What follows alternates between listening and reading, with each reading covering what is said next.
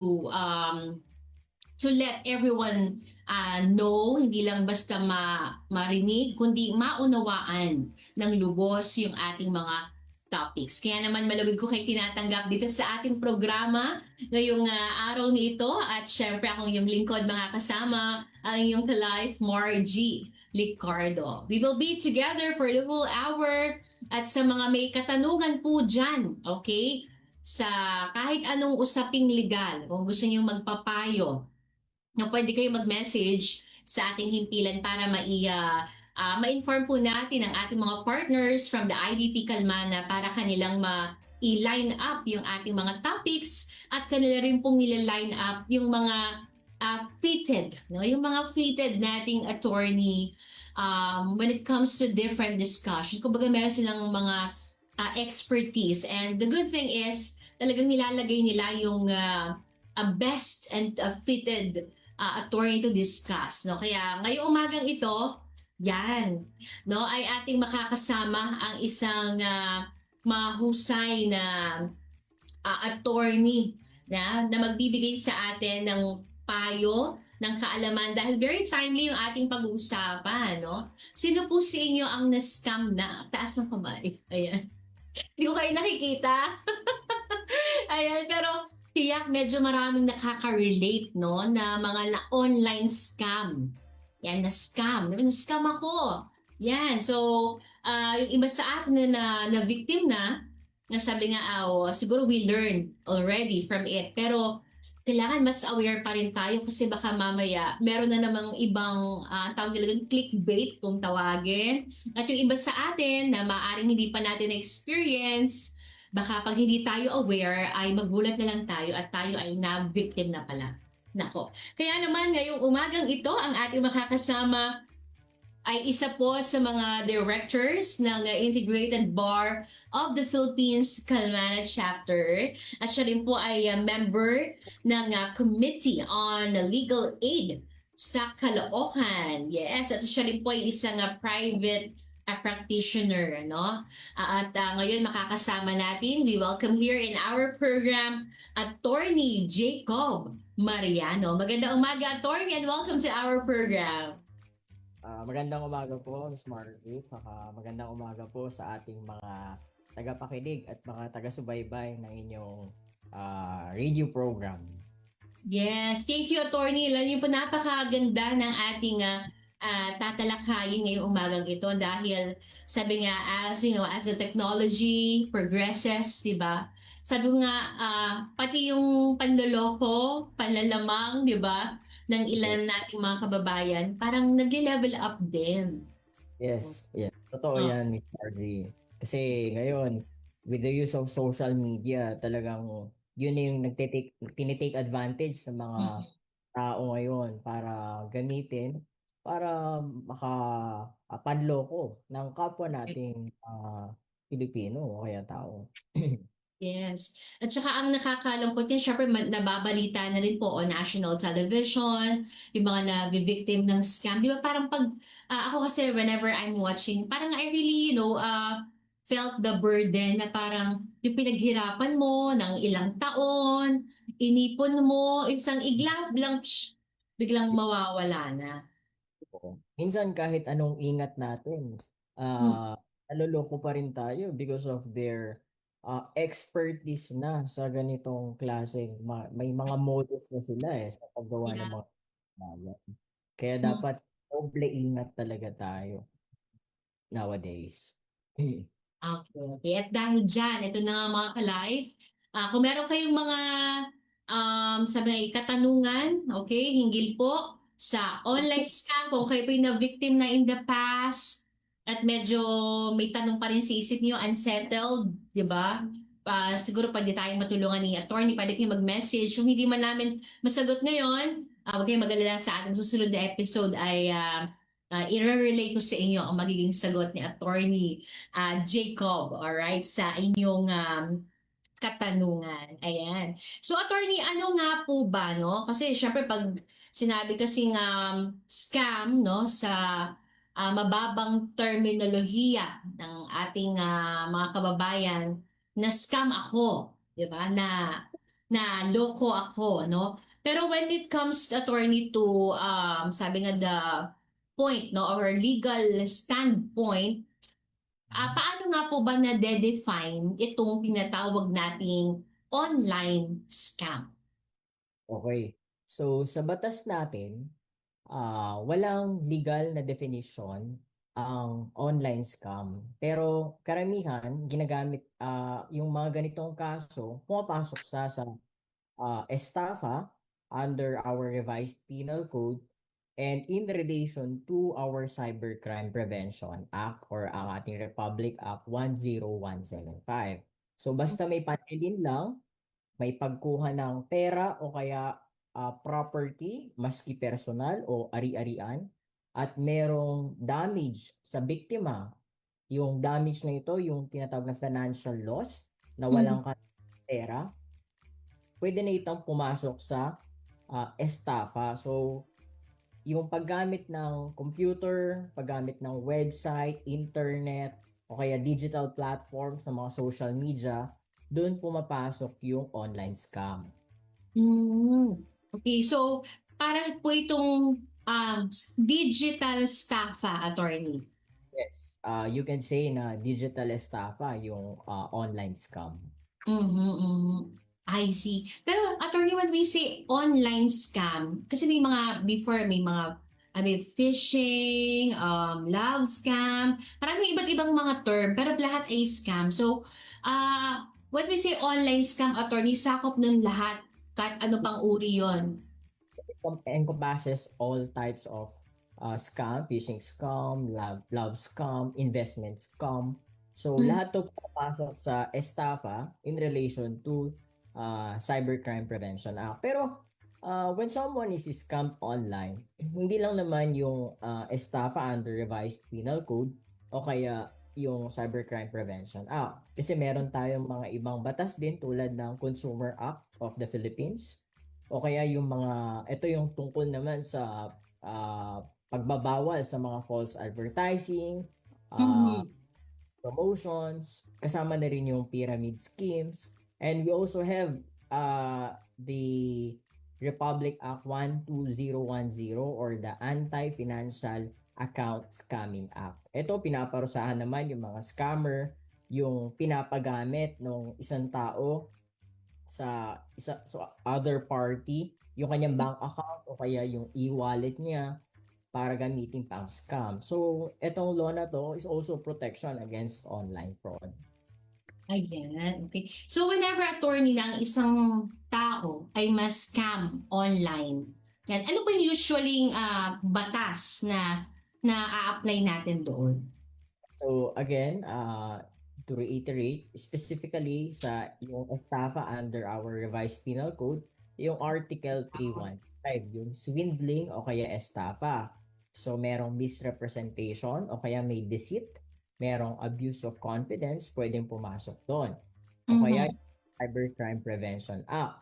So, kapag yung estafa na commit through the means of internet, to the means of the use of computer, cellphone, or internet websites, yung digital platform, social media like Facebook, Mhm. X, and minsan yung mga marketplace, Mhm. carousel.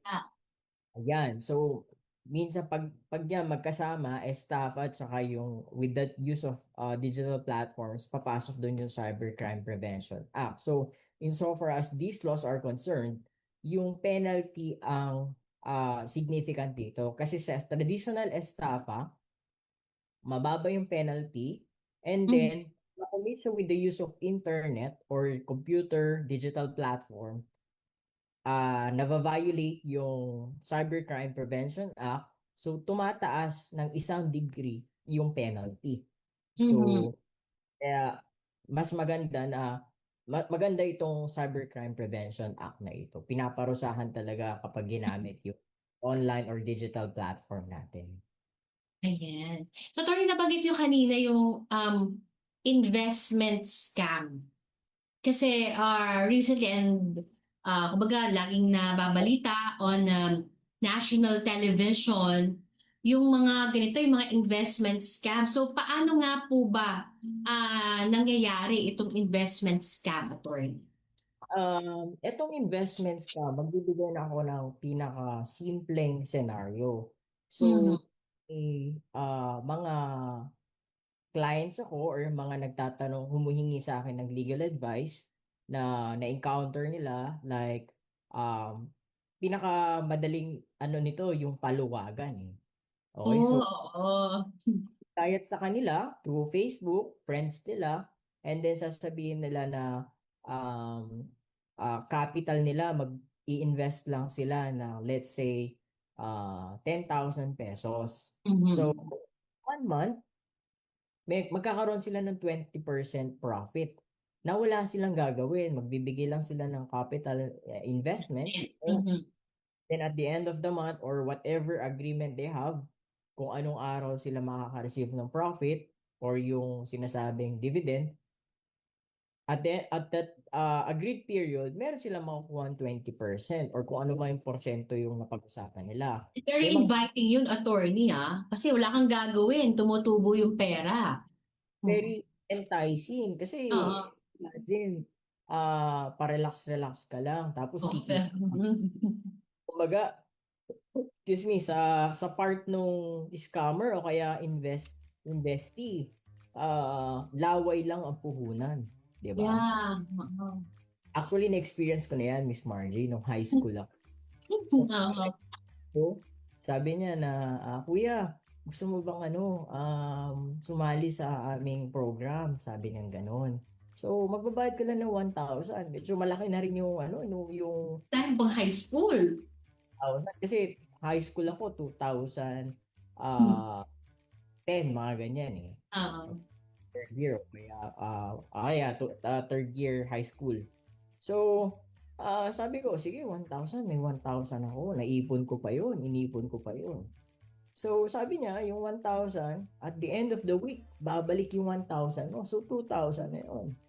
After 1 week, walang bumalik. Sabi niya, sige, follow up ko yung yung tawag nila upline eh. So, may upline, may downline. Ako yung tinatawag na downline. Downline. Upline ko siya. 'Di ba? So, sabi niya, sige, tatanong ko sa upline ko, sabi niya. So, after another week, wala na naman. And then hanggang sa tumagal, tagal na tumagal na tumagal, sabi niya, siya na daw yung na-scam.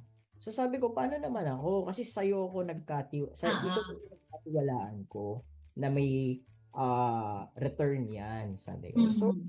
wala.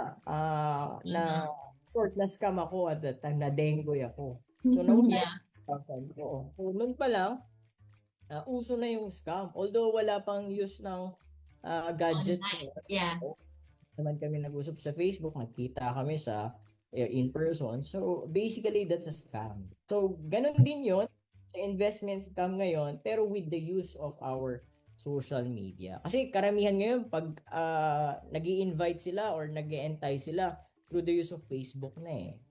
Mhm. May mga Yeah. naging accounts na ako na ganyan. Sa una, ah, nakakuha pa siya ng profit. And then, nung second time, pinadalhan siya ng GCash receipt na sinasabi niya na pinapakita niya na yung GCash receipt niya. Not receipt, sorry. Yung GCash account niya, Transaction. Oo. no, yung mismong GCash niya pag inopen mo, 'di ba? Mm, Ah, yeah. wala daw yung pera niya doon. So sinasabi niya, na-scam siya. Aha. Hindi yung sa investment niya, kumbaga another story na scam. Kumbaga may kumuha daw ng pera niya out of nowhere. It turned out yung Gcash na pinadala niya na screenshot is fake. Oh, okay. Kumbaga gawa-gawa na lang niya yung kwento niya na nawalan siya ng pera. Mhm. Pero paano niya nalaman na gawa-gawa lang? Nung tinitingnan niya yung mga post nung pinag-investan niya, tuloy-tuloy yung paghihikayat niya ng mga investors. Tapos nagpapatayo siya ng mga bahay, pinipicturean niya. Tapos Mhm. nakakala sila. So sabi niya, how come na nawalan siya ng Na-scam ka, oo. it doesn't make sense. It doesn't add up yung Hmm. kwento. So Na. yun, ang advice sa kanila nung police, yung police yung mga unang nakausap nila na kakasuhan nila na estafa in relation to cybercrime. Maraming nakaka-relate dyan, attorney, ha? At ngayon baka nafe-feel ko na medyo nanggigigil sila. Lalo pa kung hindi sila nakakuha ng hustisya. But anyway, attorney, tayo magpo-pause muna para sa ating commercial break. Yes, at sa ating pagbabalik maya-maya ay ating ipagpapatuloy ang ating napakagandang pagtalakay hinggil sa online scam. Kaya mga ka-live, dyan lang po kayo. Magbabalik kami ni Attorney Jacob.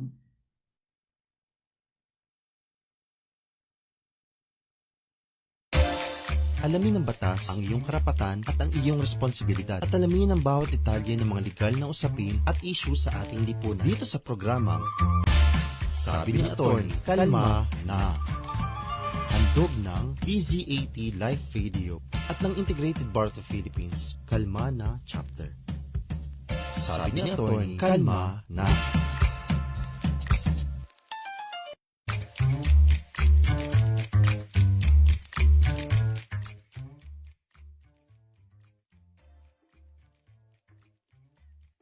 At nagbabalik po ang ating programang ito, ang programang Sabi ni Attorney, kalma na. Yan. Dahil of course, ang layunin po ng ating program na ito ay magbigay ng mga libreng payong legal para sa inyo na aming mga taga-subaybay para makatulong sa atin dahil mas maganda na tayo ay aware, no? Meron tayong alam dahil for example, meron tayong mga kababayan na maaaring na-experience na nila yung iba't ibang mga legal situations, malaman nila kung ano yung kanilang pwedeng gawin. And for those naman na hindi pa, at least magkaroon tayo ng awareness, di ba? Para hindi tayo ma-uwi sa ganong sitwasyon. Alright? At ngayong umagang ito, pinag-uusapan natin ang patungkol sa online scam. Yan, ha? Napapanahong topic dahil marami sa ating mga kababayan ang sabi nga ay na victim na nito, no, sadly. And patuloy yan na nangyayari kahit marami na tayong mga awareness campaign, no. Somehow meron pa rin mga na ano sa atin, na deceit.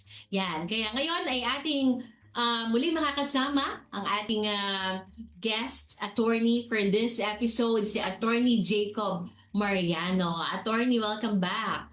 Thank you, thank you. Okay. Yes. At yun nga, attorney, na naputol yung ating usap kanina for our commercial break patungkol dito sa online scam, no? So maraming mga example, mga investment and everything na very enticing. Ngayon, attorney, kung sakali man, pero wag naman, no? Ay naloko na. Yan, naloko na.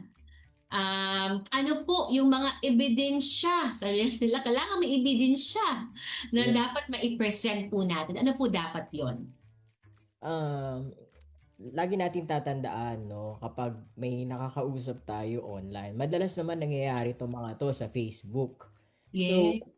ang alam naman natin kung paano tayo mag-screenshot ng mga conversation sa ating mga cellphone. So, isa ito sa mga ebidensya na ginagamit o sinasubmit namin sa prosecutor's office. So, yung Mhm. screenshot ng ating mga conversation, tapos yung mga GCash transactions natin. Kasi, pag pinadala natin, nakakalimutan nating i-save yung receipt, GCash receipt. Ah, mhm. Diba? So aside from that, syempre bago yung conversation, kung saan natin nakita yung posting. So i-screenshot din natin yung Facebook post or yung Facebook advertisement na yan, whether in the marketplace or it was created publicly sa kanilang Facebook accounts. Kasi yung iba yung may badge yung account nila kaya minsan nakala natin legit, no? Legit, yeah. O kahit na minsan yung mga naka-badge, wag tayong magtiwala basta-basta. So Mhm. aside from those, yung screenshot ng conversation, yung post, yung Gcash receipts, yung mga resibo, yung mga bank transfers, yung mga emails, kung binigay nila yung mga phone numbers nila, kailangan din natin yung para to trace kung yung phone number na yun nagmamatch sa mga names na pwedeng magamit sa ating paghahanap, pagre-research o kaya pagtutukoy sa kanila. And of course, yung very important to, yung Facebook link nila, yung URL. Pagpunta mo sa profile, di ba, makikita mo kung anong link nila. Mm. Importante din yun para malaman na yung nag-post nun tsaka yung Facebook account nila ay iisa. Okay? So, kung may mga ID rin na pinadala sila during the conversation, pwede rin magamit yun na as evidence. Kasi kung hindi totoo yun, peke din, they can also be held liable for other offenses sa ating revised penal code tulad ng falsification of public documents kung ito ay mga Yes. government issued IDs na pinagawa lang sa Recto University, 'di ba? So, Mm. other documents na pinadala ng mga scammer. So, kung kumpleto yung mga documents na to, mas malakas yung kaso mo. And aside from those, importante din yung tinatawag naming affidavit of authenticity. Ano nga ba tong affidavit of authenticity? Itong affidavit na to, sinasaad doon nung mga kumuha o nag-screenshot ng mga transactions, conversations, na lahat ng mga soft copies or files na yon are the original or uh, authentic records na kapareho na sinave dun sa document. Kasi ipiprint mo Mm. yan. So yung mga printed copies, dapat magmamatch siya dun sa mga electronic files na ginamit in compliance with the rules on electronic evidence. Otherwise, kapag hindi ka nag-comply with the rules on electronic evidence, madi-dismiss yung case mo kasi part yun ng procedural process sa pag-admit ng ganitong evidence. So, Mm. yun, importante yung mga ganong documentation.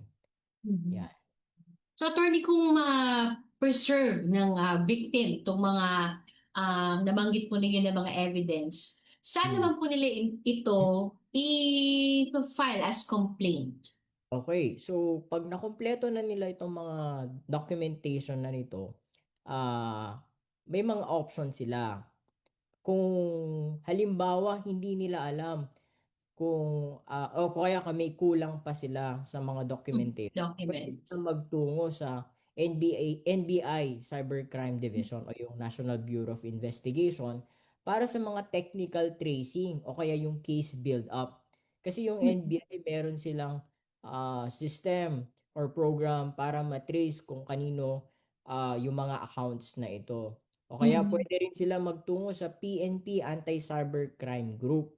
Sa PNP naman, yung mga PNP, yung mga police, there are instances na nag apply sila ng tinatawag na court warrant to disclose computer data. Kasi there Mhm. was, meron ako na-encounter na client, pumunta sila sa akin, sabi nila na ah, meron daw nag-entice sa kanila na ipapakita lang daw nila yung ID nila and wala silang babayaran. And then later on, yung ID and yung phone number with all other personal information na nabigay nila, yung pala ginamit na ng mga scammer yung mga information na yun to scam Mhm. other people. Ang ginawa nung may account na yung tao na may-ari nung bank account na nagamit, nag-file siya sa PNP. So yung PNP, nag-apply sila ng court warrant to disclose computer data para i-serve yung pag nag-issue na si court nung ganitong warrant, so pwedeng i-serve dun sa mga bangko. So si bangko, mag-i-issue sila ng mga information na related Mhm. dun sa mga may-ari ng cellphone, computer, Transaction. sila yung may-ari ng mga pangalan para Mhm. magmamatch. So although walang ginawang masama yung dalawang tao na to, kaso binigay kasi ng information nila sa mga hindi nila kakilala. So Oh.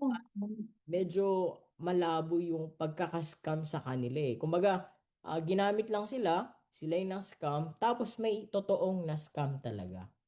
Mhm. Yun. Yan. Kaya So, pala kailangan mag-ingat din attorney sa mga baka transaction. Kasi meron ako yun. kakilala yung attorney.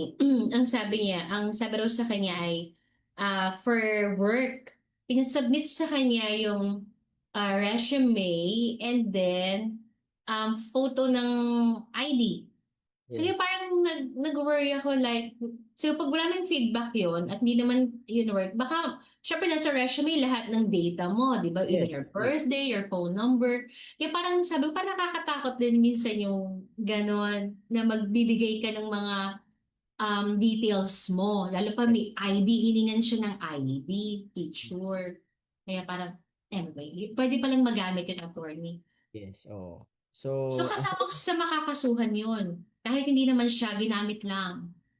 kasi pwede silang maging later on, pwede silang maging witness on the part of the complainant or kung hindi nila mapatunayan, well, kawawa sila kasi sa kanila yung lumabas na pangalan and number. So, at least Oo. it's a matter of defense on their part o yung lawyer nila Okay. kung paano niya i-case build up na magiging absuelto sila sa kaso na yon. So, well, aside from sa mga sinabi kong documentation kanina, kailangan mo rin ng mga witness if there are any. So kung may witness ka, dinisclose mo sa kanila o kaya at that time na ginagawa mo yung mga transactions, may kausap ka, yung spouse mo, yung partner mo, yung jowa mo, Mm-mm. pinapakita mo sa kanya. So pwede silang maging witness, yung kapatid mo, mother mo, 'di ba? So pwede silang Oh. maging witness. Mm-mm. Their testimony, their statements will corroborate your story. Yun. Oh. Okay. So, And aside from the PNP, Anti-Cybercrime Group, tsaka yung NBI NBI. Cybercrime Division, pwede rin dumiretso sa Office of the City Prosecutor for Mm-hmm. direct filing ng complaint. Kasi minsan, dahil hindi na natin alam yung ginagawa, minsan diretso tayo sa PNP, sa NBI. Pero, kapag merong kang kilalang lawyer, yung lawyer, siya yung gagawin ng case build-up, pwede na niyang i-file sa prosecutor's office kung saan man nangyari yung offense. So, kunwari, ginawa mo yung na-scam ka, at that time, na-scam ka, nasa Lucena ka.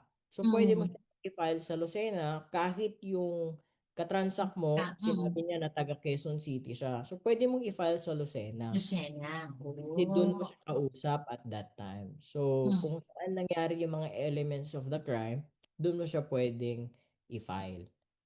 Yun. Okay. So, ito, attorney. Paano naman nangyayari na minsan may mga online scam cases na sabi mahirap ma-prosecute ba? Paano Yes. yun? Mhm. Oh, maraming instances no kung bakit mahirap i-prosecute ang online scam. Tulad ng mga fake identities. Siyempre pag binigay sa iyo yung fake na ID, fake na pangalan o kaya fake na personal information, yung mga Mhm. lokasyon. So, hindi mo alam kung sinong kakasuhan mo. So, hindi naman Yeah. pwede John Doe lang. 'Di ba? Kunwari, Juan de la Cruz yung complainant. Juan de la Cruz versus John Doe.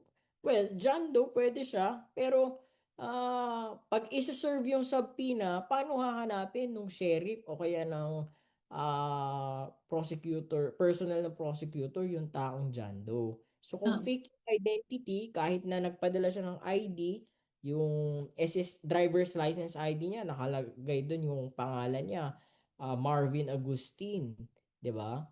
Yung pala peke. So, hindi nila masaserve yung subpoena. So, hindi mapoprosecute. Pangalawa, gumamit sila ng mga cellphone numbers. So, nung pinasok mo sila sa GCash number to determine, nag-a-appear sa GCash, may asterisk, di ba? Mhm. Wala man anong tunay niyang pangalan. O kaya, pwede mong gamitin sa Viber. Sa Viber naman, ibang pangalan din yung ni-register Yeah. nila. So, yung mga SIMs, kasi disposable naman yung mga SIM cards, pwede Mhm. nilang i-block na yun or hindi na gamitin. So, hindi mo na matitrace yung mga SIM cards o kaya accounts. Yung fake identities nga pala, ganun din kung hindi naman ID, let's say yung Facebook account. Pero iba naman yung pangalan, very alien. So, Oo. hindi mo rin siya matitrace, mahirap kasuhan. And another instance, kapag yung scammer, it turns out na nasa abroad pala siya. So, paano mo siya Oo. i-execute, di ba? Mhm. So, mahirap mo siyang kasuhan kasi although magkakaroon pa rin naman ng jurisdiction sa kanya kung makabalik siya sa Pilipinas. Mhm. O kaya, kung Pilipino siya. kung hindi siya Pilipino, Yeah. 'di ba? Hindi mo siya paano magkakaroon ng jurisdiction ang Philippines sa kanya. So these Yeah. are the instances or scenarios na magpapahirap para Mm. ma-prosecute. Ang tanging magiging resort mo na lang, dasal na lang. Pagdadasal mo na lang talaga yung Talapit ang katotohanan. di ba? So kasi Di- wala ka eh. Yung Yes. Tsaka dasal attorney, di ba? Pero ito yung mga scam hub. Di ba yung Hmm. mga na huli before, di ba, sa Pampanga and everything. Na Kaya, parang sa dami, di ba nagpakita doon ng maraming phones, maraming yes. SIM cards. So Oo. yung mga na victims noon, talagang tiyak, talagang halos wala na silang, makuhang justice dahil ano parang Ah, kumpanya yung yes, yes. gumalaw Well, Yeah. kung company naman siya, pwede naman kasuhan yung corporation itself. Yun nga Mm, lang, syempre, just the same, kailangan alam mo yung pangalan ng company, saan registered yung company. Kahit pa yeah. yung company is registered pala abroad, it is a foreign corporation or foreign. Mm. So, hindi mo rin siya makakasuhan. So, these are the instances na magpapahirap sa case mo para ma-prosecute. Kaya parang talagang maganda, aware na tayong lahat, di ba? Para hindi na tayo mauwi sa ganito na parang wala na, hopeless ka na. Di ba na parang ah, Oo. kahit gustong-gusto mo mabawi, ano man yung na-scam sa'yo, pero parang napaka-late na nung chance, di ba? Kaya Hmm. maganda na. Ito yung napapanood. I-share po ninyo mga ka-life itong ating episode na ito para yung mga kaibigan nyo mapakinggan nila, mapanood nila at through this, maiiwas natin sila sa mga possible situations like this. Ito naman, Yeah. attorney. Yan. Kanina medyo solution yun no? Ito naman preventive naman. Ano ba yung mga preventive measures na dapat gawin natin ng ating mga kababayan para hindi tayo ma-online scam? Yan, sige. Ang mga preventive measures na mabibigay ko, kasi maraming factors eh. Mm. Pero based on my experience also, kailangan i-verify natin yung katransact natin or yung page na ginagamit nila to transact with us. So, titignan mo kung ako, tinitignan ko kung ilan ang followers, ilan ang Opo. following niya, may mga reviews siya na iniiwan ng mga nakatransact niya before, mga customers or clients nila. So, binabasa ko yun, vine-verify ko. 'Di ba? So, i-avoid din natin yung mga too good to be true offers. Yung mga Yan. pinag-usapan natin kanina na Mm. magbibigay ka lang ng 5,000, kikita ka ng times 2 at the Oo. end of the month. 'Di ba? So, too good to be true, wala kang gagawin. And of course, that's a violation kapag yung investment is not, yung securities as part of the investment is not registered with the Securities and Exchange Commission. 'Di ba? Mm. Kapag wala kang ginawa, nag-invest ka ng pera, may bumalik sa iyo. So tawag namin dito is the Howey test. So may Mm. Supreme Court ruling about this, and kapag ganun yung type of investment, there's a violation of our Securities Regulation Code. Ano pa ba? Ito yung paggamit ay yung pag send sa atin ng mga OTP o yung one time. Yan. Oo. Maraming nadedenggoy sa OTP na, "Ma'am, pa-send po yung OTP, na wrong send po ako." Tapos ise-send mo Mm. pa, yung pala ginagamit na yung number mo, yung GCash account mo, bank account Mm. para makuha nila yung pera. I have this client, na-scam siya from Malaysia. She's a Filipino, pero ang nangyari, ah meron siyang biniling item. I think it's an accessories to, sa isang Mm. mall. After the transaction, the following day yata, or basta following which, may 12 na messages na pumasok sa cellphone niya na parang hinihingan yata siya ng mga OTP. According to her, hindi na, wala siyang pinagsendan ng mga OTP, pero pumasok lahat ng to. And it turned out na yung mga transactions na yon were done through TikTok shop. So, umabot ng yung Malaysian currency, umabot ng 1 million pesos yung conversion. Pero Mhm. kinontest niya to dun sa credit card company.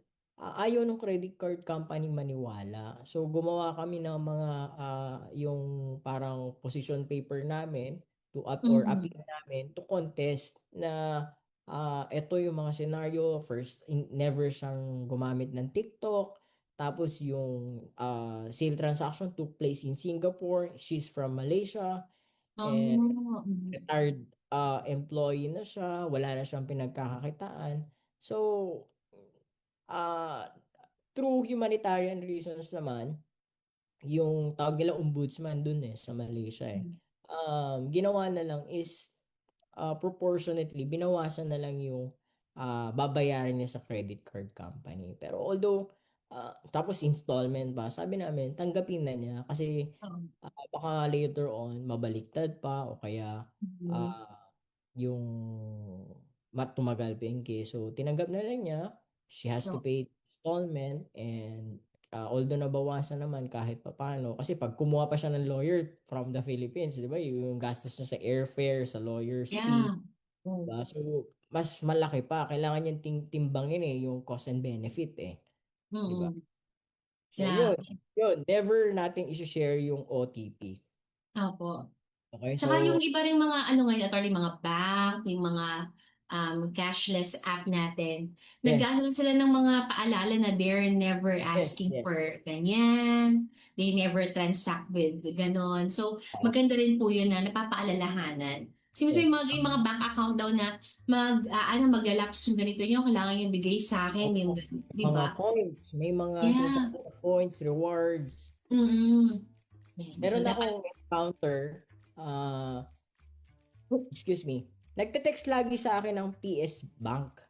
So, mhm. sinasabi ng PS Bank, merong 300,000, 400,000 na nag-withdraw, ganyan, sa account ko. In the first place, wala akong PS Bank PS Bank. account.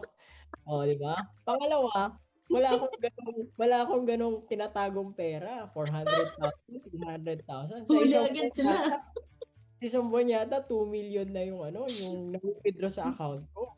Sabi ko, sana akin na lang to, di ba? Sana Pero, totoo. so, isang beses, tumawag yung PS Bank na yung branch kung saan nakaregister yung nag-open yung account holder.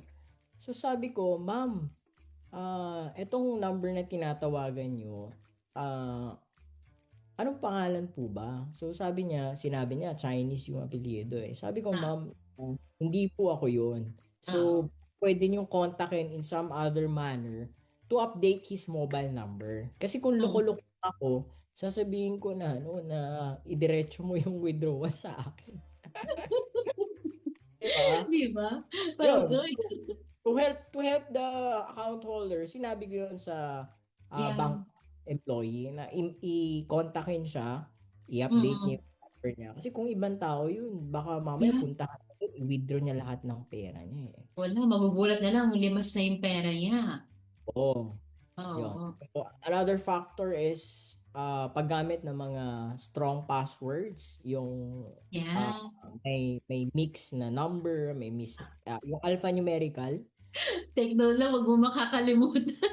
Oo. Ako ang Oo. ginagawa ko na, sinisave ko siya o kaya sinusulat ko. Kasi lagi Mm. sinasabi ng boss ko sa akin, the pen is, uh, ano yun? The pen is mightier than the memory or the pen is sharper than the memory.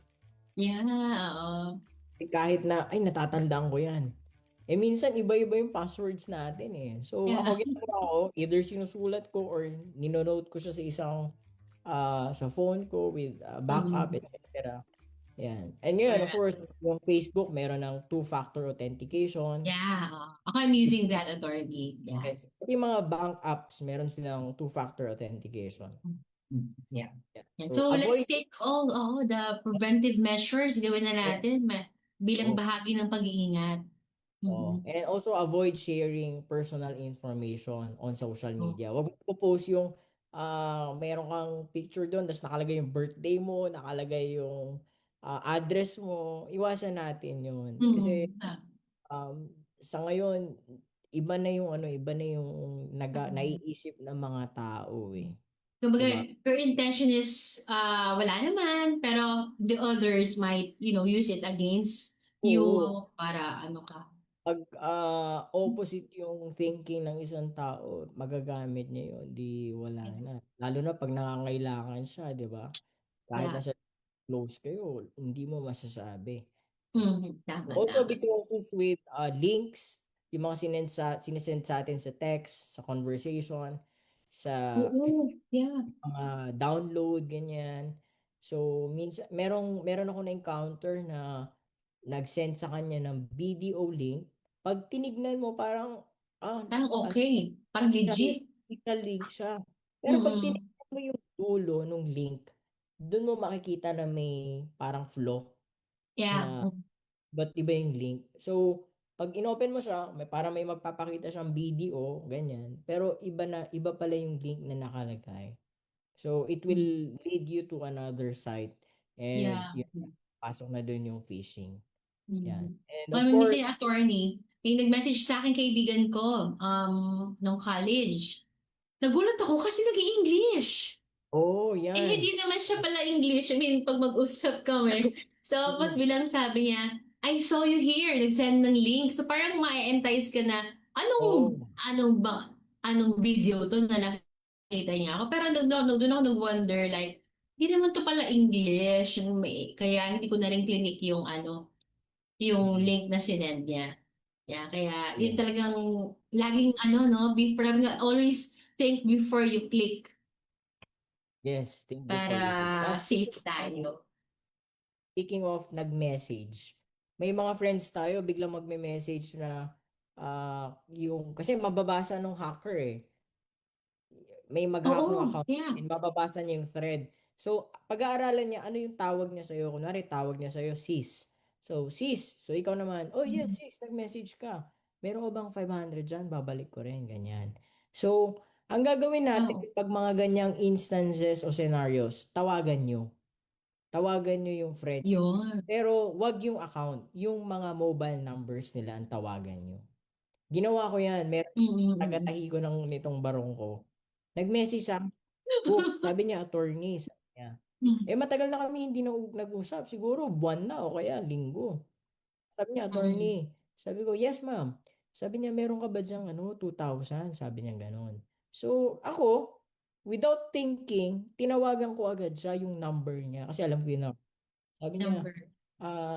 ate, ikaw ba yung nag-message sa akin na humihiram ng pera? Sabi niya, attorney, hindi, na-scam ako. Ay, nahack ako. Nahack yung account. So, buti pa Oo. lang, Mm-mm. alam mo na may ini-scam ka nung taong kausap mo. Yun ang Mm-mm. isang preventive measure. Kapag may nag-message sa inyo, whether totoo o hindi, tawagan mo. Di ba? I-verify Yes, natin. verify.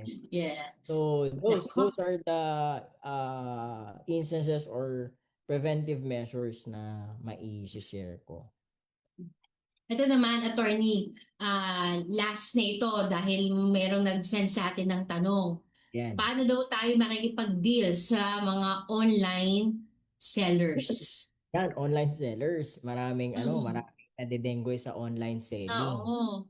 Diba? Sa marketplace, sa carousel, sa Shopee, hindi natin mababalik yan. Pag minsan, international yung mga nagsisend sa atin. Di ba? Correct po. Diba? Sa online selling, meron akong tinatawag na red flag. Yung Mm. I na letter I, tapos yung red flag. Okay, yung I, para maalala nyo, kapag kausap nyo yung seller, online seller, ako tinatanong ko, ma'am, meron ba kayong invoice? Kasi dati official receipt OR eh. Ngayon, Yeah. invoice na. So, meron ba kayong invoice, ma'am? Kasi gagamitin ko yan sa BIR to claim as deduction, ganyan-ganyan. So, yun ang una kong tinatanong, invoice. So, kung meron, isang sa akin yun, green flag. Kung wala, meron mga kasunod. So, ano yung Mm. pangalawa? Yung R. Ma'am, pwede bang ibalik yan kapag mali yung na-order ko? So, yung return. O kaya, Return. ma'am, pag mali ito o kaya defective, pwede bang i-refund? So, Refund. yung return or refund policy. So, yun yung R. Okay? So, meron din naman yung letter E. Yan. Yung letter E, easy money offer. Kapag sinabi Yun. niya, pare, yung sinasabi natin kanina na investment, madali lang pumasok dito. Magbigay ka lang 500. Next week, may 1,000 ka na. So, easy Mm-mm. money. Di ba? Walang gagawin, easy money. So, D. Ano naman yung D? DTI registered ba siya? Yung nagtitinda? O kaya registered ba siya with the SEC? May business permits ba siya? Registered ba siya ng BIR? May mga clearances ba siya from the barangay? So, yun yung D. DTI registration, etc. Okay. So, yung F. Ano naman yung F? Sir, free delivery ba yung binebenta nyo? Kasi kung free Mm. delivery, eh di maganda, di ba? Kung hindi ka Lang gagastos. shipping fee. Oo. Oo. O kaya, sir, COD ba yan? Cash on delivery. Yan. So, kung cash on delivery, syempre, wala kang Wala babayaran. advance. Oo. So, okay din yun, di ba? And then, so red flag, no? L naman. Yung L, location ng seller. Sir, taga saan po ba kayo? Eh, Mm. malaman-laman mo. Taga, ano pala, taga Tawi-Tawi. Di ba? So, Ang parang, hirap pabuli, no? ang hirap mabuli nun. Paano mo siya hahanapin sa Tawi-Tawi? O kaya taga Mm. Ilocos siya. So, yung location ng seller. Okay? Tapos, A, yan. Asking for down payment. Kapag Iyon. pag humingi sila ng down payment, sir, mag-down payment muna kayo ng 30% o kaya 50% bago namin i-process yung transaction. Transaction. Yan, red flag yan. Di Ah. ba? Red flag. Mm. Pangalawa, yung letter G. G. Yeah. Ano nga ba yung G ko? Ayun. Sabi mo kanina, yung friend mo, nag-i-English. Di ba? Oo. G stands for grammar. So may mga Oh. magagaling sa grammar, meron naman poor sa grammar. O kaya yung poor sa spelling, 'di ba? Mm. Nakikita mo na iba na yung spelling niya sa mga salita niya, yung shipping Mm. niya ginagawa niyang shipping, mga Oo. ganun. O kaya Mm. unprofessional yung pagsasalita niya. So G grammar. So, yun Oo. yung mga kailangan tignan kapag nakikipag-deal tayo sa mga online sellers. Isipin mo, ay, red flag. Ay, red flag. Sige, attorney. Baka meron tayong tutunan kay attorney na ano ha, sa mga ka-live natin dyan ha. Maganda yan. Tama, Alam, tama, ay, tama. red flag. Nako, attorney, ang dami natin sana pwede pag-usapan. Kaya lang ang ating oras ay mukhang kailangan natin mag-goodbye. Anyway, attorney, meron kang message para sa ating mga taga-subaybay. Okay, sa ating mga taga-subaybay, um, maging aware po tayo sa ating mga transactions sa social media, not only in social media but also in real life or yung mga actual life na scenarios. May mga makausap tayo, hindi lang sa social media. Mag-ingat po tayo, doble ingat po tayo, and of course, yung na-discuss natin kanina, pag-isipan nyo muna bago i-click yung mga links, yung mga postings na napupuntahan natin. Tsaka kung hindi naman natin kailangan yung mga bagay-bagay na nakikita natin sa online, like hindi naman natin kailangan bilhin to, wag natin bilhin. Kasi may mga pwede pa tayong paggamitan ng mga pera natin sa Yeah. mga Mm. bagay. So, okay, so maging aware po tayo at patuloy po kayong sumubaybay sa ating DZ80 1512 Live Radio at sa mga susunod po na segment ng Integrated Bar of the Philippines, Caloocan, Malabon, Navotas Chapter para sa ating segment na Attorney Kalma na. Yes. Yan. Attorney Jacob, thank you so much. At alam ko yung ating mga listeners ngayon sa radyo, yung mga nanonood sa ating Facebook Live ay naka-tune in ngayon at sila tuwang-tuwa sa mga narinig sa inyong impormasyon.